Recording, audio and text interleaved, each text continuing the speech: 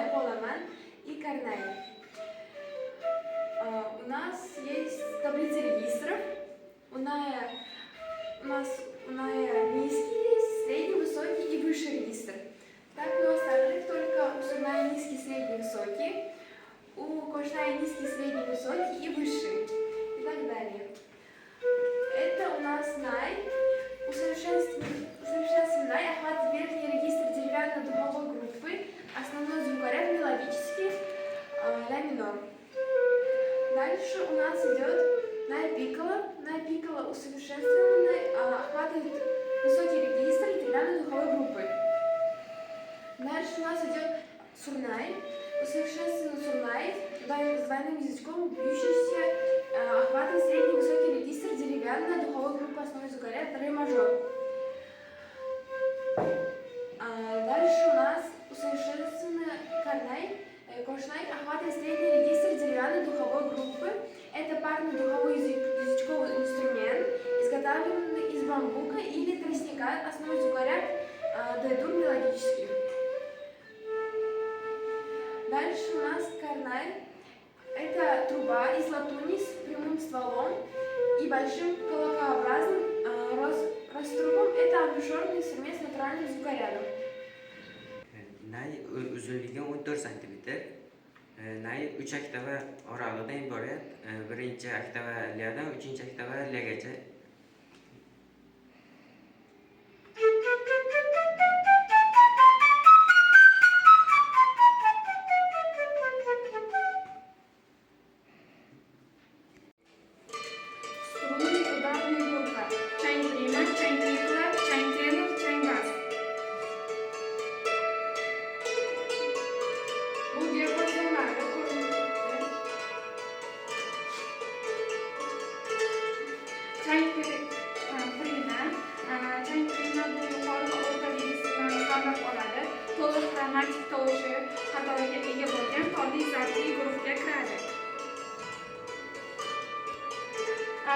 Piccola eng yuqori registrni qamrab oladi.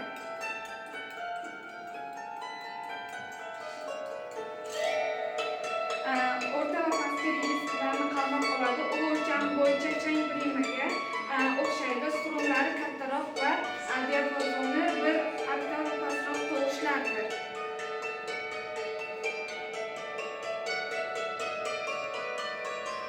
Chang bas eng past registrni qamrab oladi.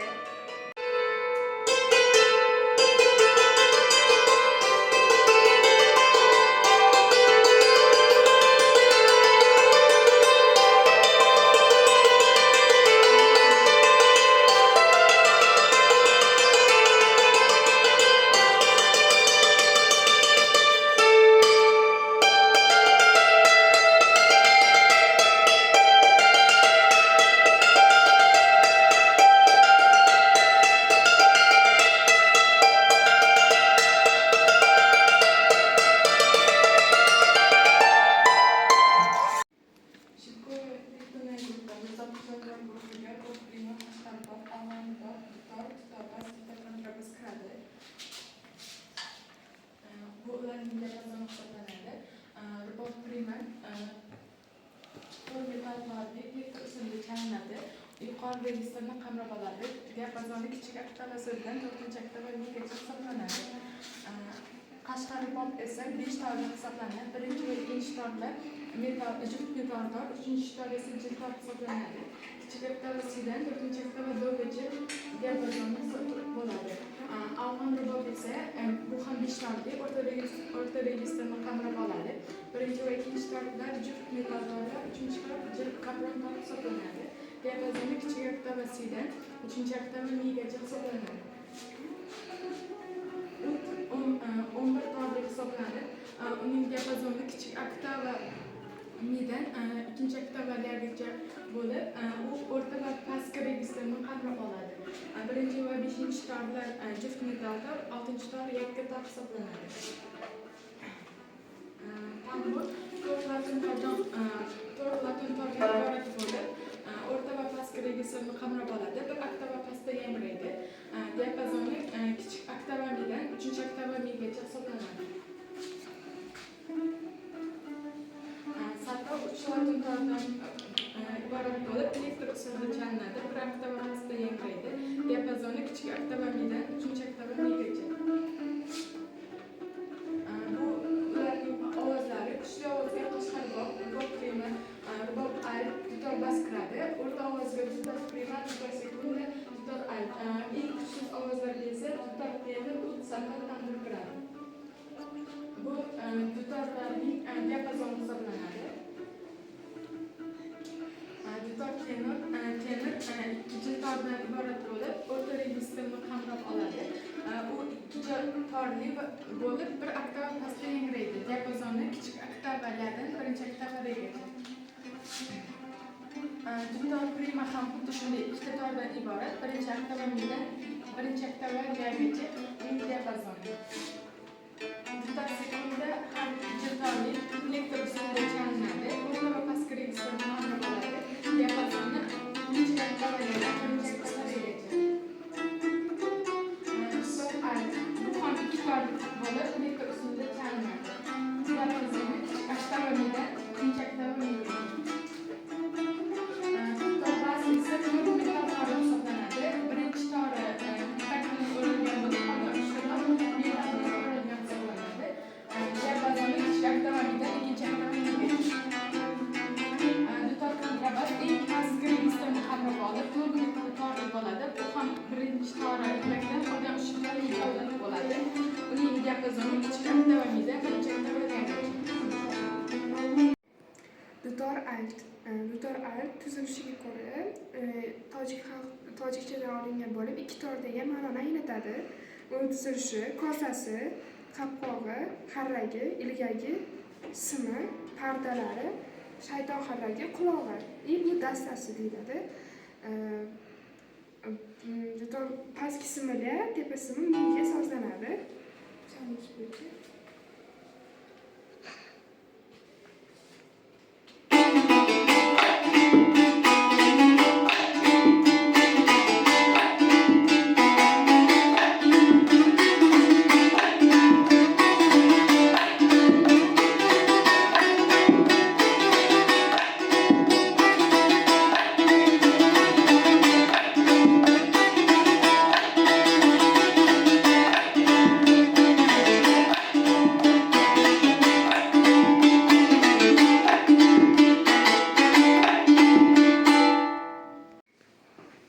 Avvalroq instrumenti bu juda qadimiy asbob. Qadim-qadimlardan hozirgacha shu ko'rishga kelgan. Oldinlari Petrosyanus buni rivojlantirishdan oldin buni quloqlari ko'p, dastasi kichkina bo'lgan. Hozirgi paytda shu ko'rinishga keltirilgan. Avvalroq instrumentini 5 ta tori bo'ladi. La, mi, la. Bu kvarta oralig'ida sozlanadi.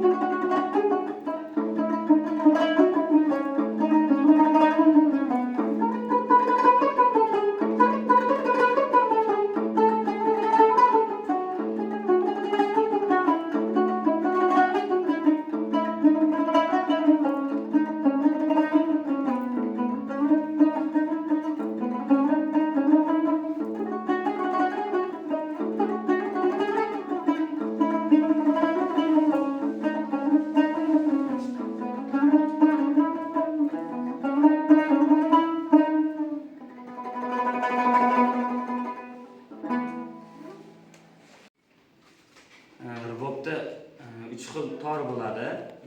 Birinchisi L'ga, S'ga sozlanadi. Ikkinchisi Mi'ga, Re'ga, uchinchisi L'ga sozlanadi.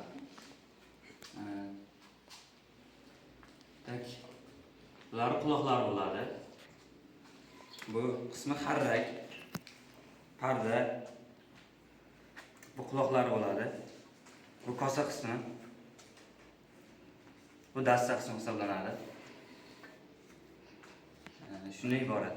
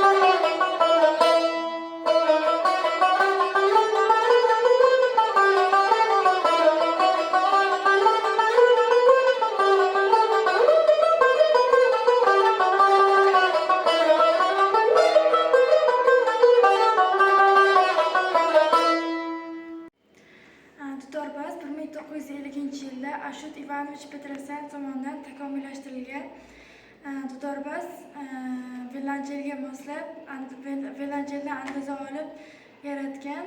Dutorbazni sozlanishi kvintaga sozlanadi. Uning 5 ta tori bor: do, sol, re, la. Shu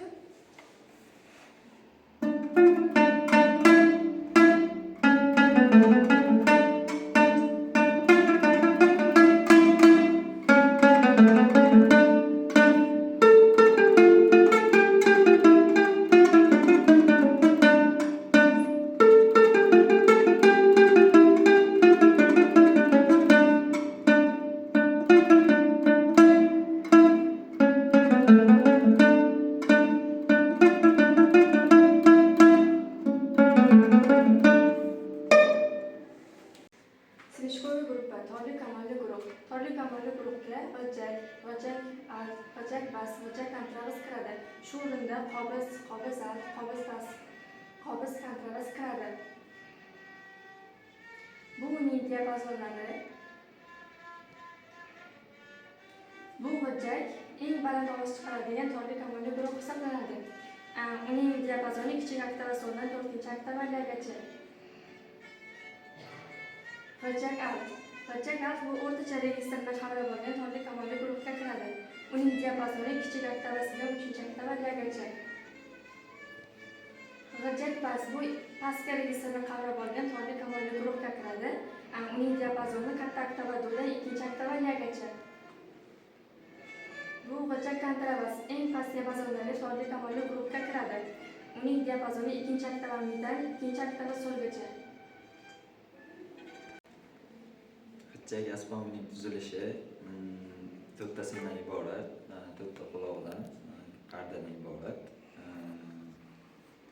4 tasimi bor: sol, re, la, mi.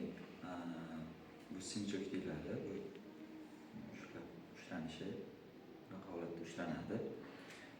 Kichik oktava soldan 4-oktava lagacha. Diapazon.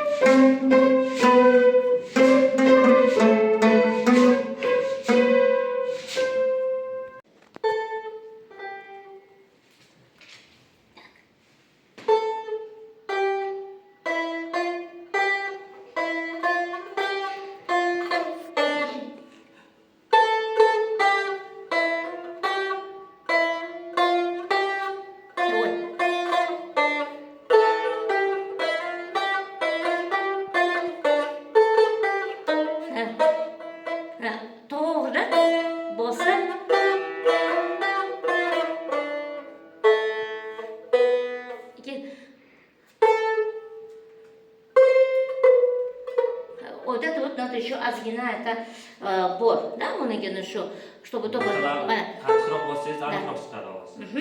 Unga shu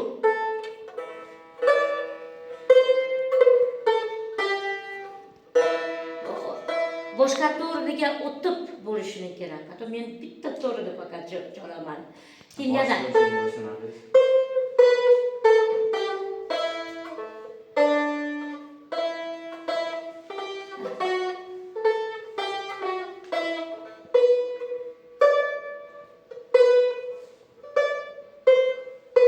keyin yana